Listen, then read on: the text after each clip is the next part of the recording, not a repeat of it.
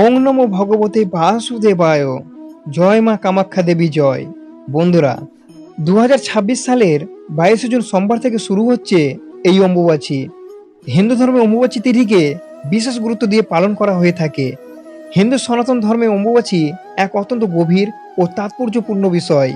এটি শুধু সাধারণ প্রথা নয়, বরং প্রকৃতি ও মাতৃশক্তি এক অনন্য মিলন উৎসব। হিন্দু শাস্ত্র এবং পুরাণ অনুসারে আষাঢ় মাসে মৃগশিরা নক্ষত্রের চতুর্থ পদে পৃথিবী বা ধারিত্রী মাতা ঋতুমতী হন। সৃষ্টির নিয়ম অনুসারে একজন নারী যেমন ঋতুমতী হওয়ার পরেই সন্তান ধারণের ক্ষমতা লাভ করেন, ঠিক তেমনি বর্ষার শুরুতে ধারিত্রী মাতাও নতুন শস্য জন্ম দেওয়ার জন্য প্রস্তুত হন। অম্বুবাচী কোনো সাধারণ প্রথা নয়, এটি হলো নারী শক্তি, উর্বরতা এবং সৃষ্টির এক বিশাল উদযাপন। অম্বুবাচী এমন এক তিথি, তার কথা উঠলেই সবার আগে মনে পড়ে আসামের নীলকলা পাহাড়ের অবস্থিত মা কামাখ্যার মন্দিরের কথা। এটি 51 শক্তিপীঠের অন্যতম। অম্বুবাচীর এই 3 দিন মা কামাখ্যা ঋতুমতী হন। এই সময়ে মন্দিরের মূল গর্ভগৃহের দরজা বন্ধ রাখা হয়। দেশ বিদেশে থেকে হাজার হাজার সাধু, তান্ত্রিক এবং ভক্তরা এ সময় কামাখ্যায় একত্রিত হন তাদের সাধনার জন্য। এটি যেন এক আধ্যাত্মিক শক্তির মহাসম্মেলন। বন্ধুরা, সনাতন ধর্মীয়দের প্রতিটি বাড়িতে সাক্ষাৎ মা লক্ষ্মী এবং নারায়ণ প্রতীক। প্রতিদিন সকালে তুলসী তলায় জল আর সন্ধ্যায় প্রদীপ না দিলে যেন আমাদের দিনটা অসম্পূর্ণ থেকে যায়। কিন্তু অম্বুবাচীর এই বিশেষ 3 দিন, তখন আমাদের সাদের তুলসী তলায় ঠিক কী নিয়ম মেনে চলা উচিত? এই 3 দিন তুলসী গাছে জল দেওয়া যাবে কি যাবে না? প্রদীপ জ্বালানো যাবে কি যাবে না? এই সব কিছু নিয়ে এই ভিডিওটিতে আমরা আলোচনা করব। ভিডিওটি খুব গুরুত্বপূর্ণ হতে চলেছে, তাই শুরু থেকে শেষ পর্যন্ত ভক্তি সহকারে শ্রবণ করবেন এবং চ্যানেলে নতুন হয়ে থাকলে চ্যানেলটি সাবস্ক্রাইব করে একটি লাইক করে দিবেন এবং কমেন্টে ভক্তি ভরে শ্রদ্ধা দিয়ে জয় মা কামাখ্যা দেবী জয় লিখতে ভুলবেন না এই শুভ দিনটিতে। বন্ধুরা, জ্যোতিষ এবং হিন্দু পুরাণ মতে আষাঢ় মাসে সূর্য যখন মিথুন রাশিতে এবং মৃগশিরা নক্ষত্রে প্রবেশ করে, ঠিক সেই সময় আমাদের এই ধারিত্রী মাতা পৃথিবীর রজস্বলা হন। অম্বুবাচী এমন এক তিথি, আমাদের মন আর মস্তিষ্ক ছুটে যায় আসামে গুয়াহাটির নীলচল পাহাড়ের চূড়ায় অবস্থিত এক অলৌকিক স্থানে মা কামাখ্যা মন্দিরে। এটি কোনো সাধারণ মন্দির নয়, এটি হলো সনাতন ধর্মের 51 শক্তিপীঠের অন্যতম এবং তন্ত্র সাধনার সবচেয়ে শক্তিশালী পীঠস্থান। পুরাণ মতে দেবাদিদেব মহাদেব যখন দেবী সতীর মৃতদেহে কাঁধে নিয়ে তাণ্ডব নৃত্য করেছিলেন, তখন ভগবান বিষ্ণুর সুদর্শন চক্রের আঘাতে দেবীর দেহে অংশগুলো পৃথিবীতে ছড়িয়ে পড়ে। এই নীলচল পাহাড়ে পড়েছিল দেবীর যৌনি বা মাতৃঅঙ্গ। সবচেয়ে আশ্চর্য বিষয় হলো, কামাখ্যা মন্দিরের মূল গর্ভগৃহে মা দুর্গা বা কালীর মতো কোনো মূর্তি নেই। সেখানে রয়েছে কেবল পাথরের তৈরি একটি যৌনি আকৃতি ফাটল, যেখানে থেকে সারা বছর একটি প্রাকৃতিক প্রস্রবণের জল প্রবাহিত হয়। কিন্তু অম্বুবাচীর এই 3 দিন ঘটে এক অবিশ্বাস্য অলৌকিক ঘটনা।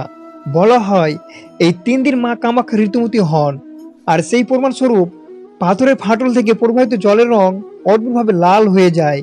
বিজ্ঞান আজও এই 3 দিন ঠিক কেন জলের রং এমন লাল হয় তার কোনো সুনির্দিষ্ট ও সর্বজনীন ব্যাখ্যা দিতে পারেনি।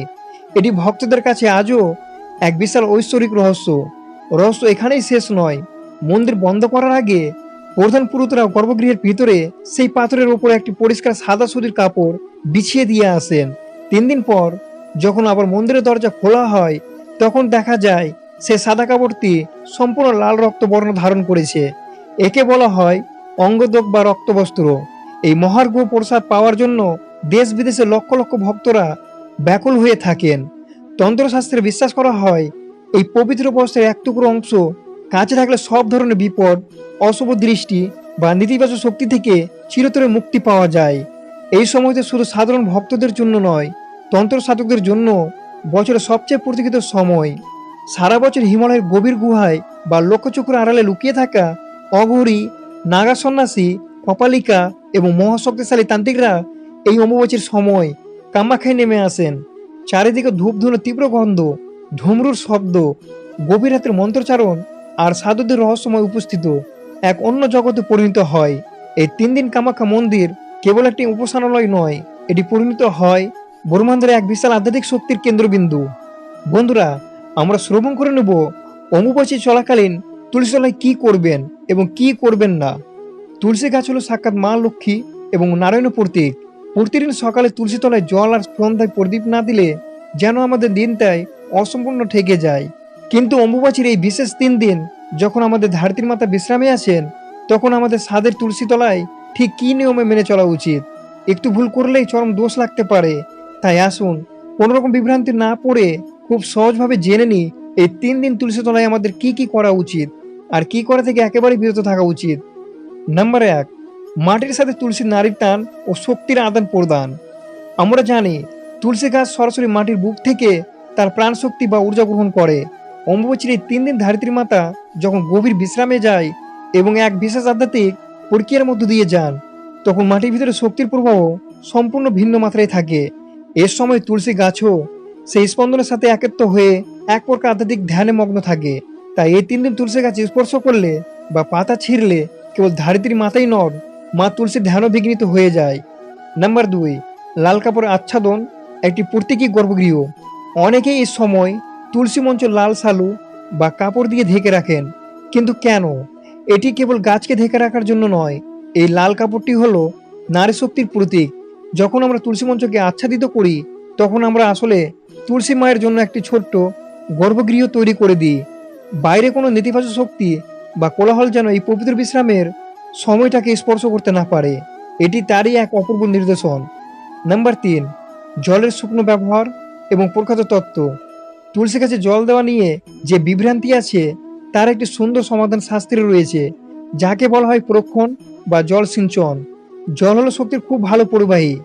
ঘটি বা পাত্র সরাসরি মাটিতে ছুঁয়ে জল ঢাললে আমাদের শরীরের শক্তি সরাসরি মাটির সাথে যুক্ত হয়, যা এই বিশ্রামের সময় অনুচিত। তাই বলা হয়, যদি প্রখর গরমে মাটি শুকিয়ে কাঠ হয়ে যায়, মাটি স্পর্শ না করে একটু দূর থেকে হুঁশ বা আঙুলের সাহায্যে সামান্য জল ছিটিয়ে দিন। এতে গাছের তৃষ্ণাও মিটবে, আবার নিয়মও ভঙ্গ হবে না। নাম্বার 4, মানস পূজা বা মনের সংযম। সনাতন ধর্ম আমাদের বলে, যখন শারীরিক পূজা বা স্পর্শ সম্ভব হয় না বা মনের দ্বারা করা পূজার শক্তি বহুগুণ বেড়ে যায়। এই 3 দিন আপনার হাতে হয়তো তুলসী মাকে স্পর্শ করতে পারছেন না, কিন্তু আপনার মন তো মুক্ত। সন্ধ্যায় একটু দূরে দাঁড়িয়ে চোখ বন্ধ করে ভক্তি ভরে স্মরণ করুন, মন্ত্র পাঠ করুন। বিশ্বাস করুন, আপনার এই দূর থেকে করা নিঃশব্দ প্রার্থনায় যে শক্তি আছে, তা অন্য যে কোনো দিনের চেয়ে অনেক বেশি পবিত্র এবং শক্তিশালী।